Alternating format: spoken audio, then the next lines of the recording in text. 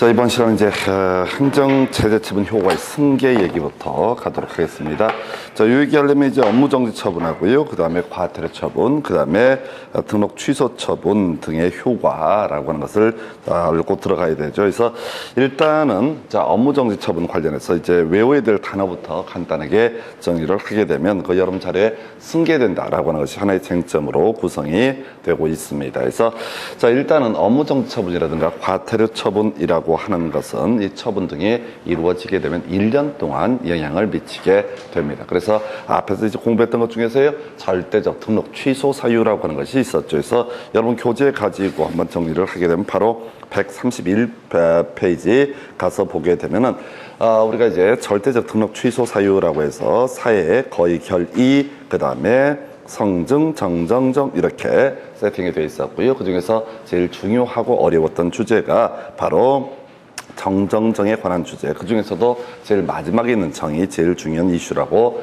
말씀을 드렸습니다. 그래서 최근 1년 이내 이 법에 의해서 2회 이상 업무정지 처분을 받고요, 다시 업무정지 처분에 해당하는 행위를 한 경우라고 해서 어떤 업무정지 처분이라는 게 이루어지게 되면은 그걸로 이제 일정 기간 최대 6개월까지 중개업에 종사할 수 없는 건 별개의 문제로 최대 1년간의 영향력을 미치게 됩니다. 그 다음에 이제 그래서 이 업무정지 처분은 한번 받는다고 해서 끝나는 것이 아니었었고요. 1년간 영향을 미쳐요. 그래서 여러분 자료 다시 133페이지 첫 번째 맥락을 보게 되면 자, 이런 논리구조죠. 폐업 신고 전에 개업 공인중개사에 대해서 한 업무 정지 처분의 효과는 그 처분일로부터 1년간 재등록 개업 공인중개사에게 승계되게 된다라고 이렇게 되어 있습니다. 그래서 자, 그래서 1년 업무 정지 처분이 있다라고 되고요. 그 다음에 중간에 폐업을 하게 됩니다. 그리고 다시 1년 되기 전에 다시 재등록 개업 공인중개사 등록을 다시 해서 개공이 되게 됩니다. 그러면 이제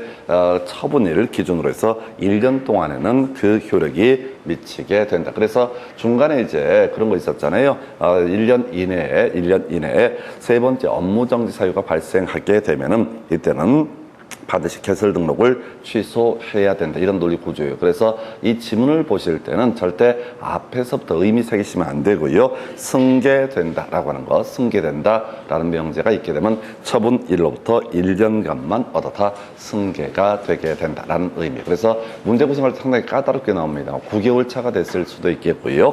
13개월 차가 됐을 수도 있을 텐데 일단 1년 동안만 승계가 되게 된다 해서 제일 기억하실 주제, 승계된다는 명제를 먼저 찾아보셔야 되고요.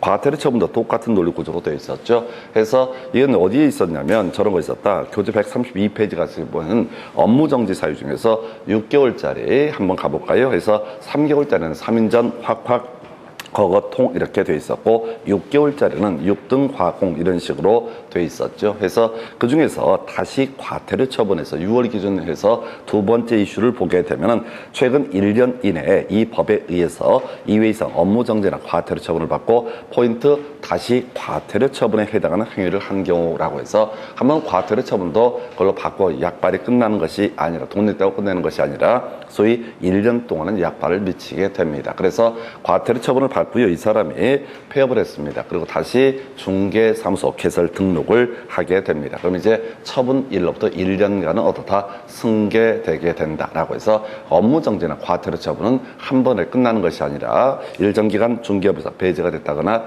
또는 과태료를 냈다고 해서 끝나는 것이 아니라 1년 동안은 약발이 있기 때문에 자, 키워드 승계된다. 절대 이 문제 유형 2년에 한 번꼴로 출제가 되는데 승계된다라는 명제가 있으면 처분일로부터 1년간 승계되게 된다. 이렇게 봐야겠고요. 그래서 요게 이제 하나 이슈가 되게 됩니다. 자, 그 다음에 이제 논의할 주제 중에 하나가 행정처분하기 전에, 즉 개설 등록 취소 처분이나 업무정지 처분을 하기 전에 이 사람이 만약에 자, 중개업에 종사, 폐업 신고를 했다가 다시 재등록을 하게 된다라고 했을 때 이 사람한테 소위 이름하여 등록 취소 처분을 할 수 있을 것이냐 또는 업무정지 처분을 할 수가 있을 것이냐가 문제가 되게 되죠. 자, 이 얘기는 이제 개설 등록 취소 처분이 있으면 얼마 동안 약발이 받게 될 것이냐가 문제가 되게 될 것이고요. 여러분 자료 기준으로는 절대적 개설 등록의 결격 사유라고 해서 109페이지 가서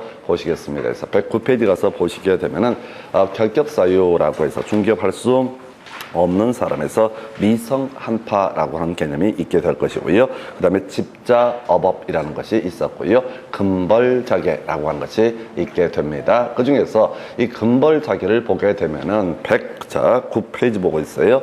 금벌자계를 가서 보시게 되면은 금고 이상의 실형을 선고받고 3년이 경과되지 아니한 자, 그리고 제일 어려웠던 거 이 법을 위반해서 300 이상의 벌금을 선고받고 3년이 경과되지 아니한 자, 그 다음에 이제 자격 취소되고 나서 3년이 경과되지 않는 자, 그리고 원칙적으로 개설 등록이 취소가 되고 나서 3년이 경과되지 아니한 자, 이 사람 중개업에 종사할 수 없다. 자, 그래서 여기서 갖는 의미가 뭐냐면은, 자, 개설 등록이 취소가 돼서 가게문을 닫았다고 해서 그걸로 끝나는 것이 아니라 3년 동안은 어떠 컴백할 수 없게 되어 있습니다. 그래서 자, 여러분 자료 이제 다시 본론 들어가서 133페이지, 자, 개설 등록 취소 처분이라고 하는 개념을 먼저 가도록 합니다. 자, 폐업기간이 3년을 초과하는 경우에 이 재등록 기업 공인중개사 이 등록 취소 처분을 할 수 없다. 뭔 소리야? 자, 개설 등록의 취소 사유에 해당이 됩니다. 자, 그런데 이 사람이 이제 등록 취소 처분을 하게 되면, 등록 취소 처분이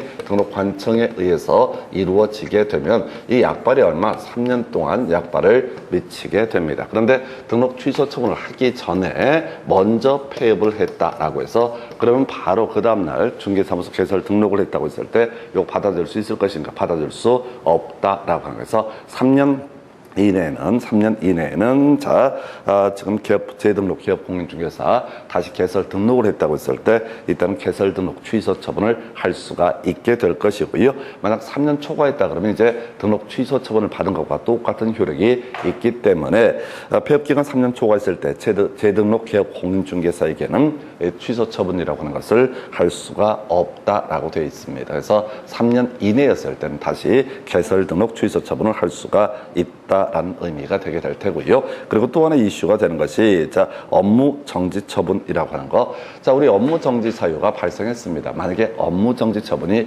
있게 되면 앞에서 보신 것처럼 1년 동안은 약발이 미치게 됩니다. 그런데 업무 정지 사유가 발생을 했는데 업무 정지 처분을 하기 전에 이 사람이 먼저 폐업을 해버렸다. 그리고 1년이 초과가 됐다. 폐업기간 1년 초과했다. 그러면 이제 업무정지 사유 발생에 따른 업무정지 처분이 있는 것과 똑같은 제재를 받은 꼴이기 때문에 1년 초과하게 되면, 폐업기간 1년 초과하게 되면 재등록 기업 공인중개사에게 업무정지 처분을 할 수가 없다라고 할 것이고요. 그러면 1년 이내일 때는 어떻다? 업무정지 처분을 할 수가 있다. 이렇게 해석을 하게 됩니다. 그래서 업무정지 처분 할 수 있느냐 없느냐라고 하는 것이 하나의 쟁점이 되게 될 것이고요. 그 다음에 마지막 주제가요, 고려하여야 한다라는 명제가 있게 됩니다. 고려하여야 한다라고 해서, 자, 고려해야 된다라고 하는 주제까지 기억을 하실 거고, 시험에는 이제 고려하지 않아도 된다 이런 식으로 단순하게 구성이 되게 되죠. 그래서 논의 쟁점 자체를 잡아내셔야 돼. 그래서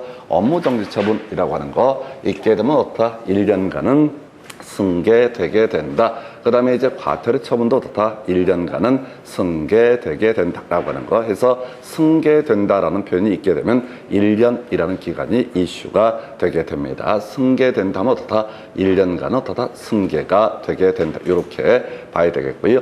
그 다음에 이제 행정처분 전에 폐업을 했다라고 했을 때 3년 초과하면 어떻다? 취소 처분을 할 수가 없다라고 이렇게 봐야겠고요. 자, 3년 이내면 어떻다? 취소 처분을 할 수가 있다. 이렇게 그림을 잡습니다. 업무정처분요, 1년 초과면 어떻다? 업무정처분 할 수가 없다라고 이렇게 봐야겠고요. 1년 이내이면 어떻다? 업무 정지 처분을 할 수가 있다. 그래서 고려된 데서 이 문제를 가실 때는 절대로 무조건 뒤만 보셔야 돼. 승계된다, 할 수 있다, 없대서 초과하면 할 수 없고요. 이내이면 어떻다? 할 수가 있다. 초과하면 할 수 없고 이내이면 할 수 있다. 이렇게 제일 뒤에 내용을 보셔야 돼. 왜? 문제 구성을 할 때 이게 이제 지금 개설 등록 취소 사유라든가 업무 정지 사유 등을 예시를 하게 되거든요. 예시를 하기 때문에 이 사연들이 엄청 길게 나와요. 그래서 자, 그저 기억하실 것은 승계된다, 1년간은 승계된다, 업무정지 처분, 개설 등록 취소 처분 등 할 수 없다라고 하면 초과하면 할 수 없고요.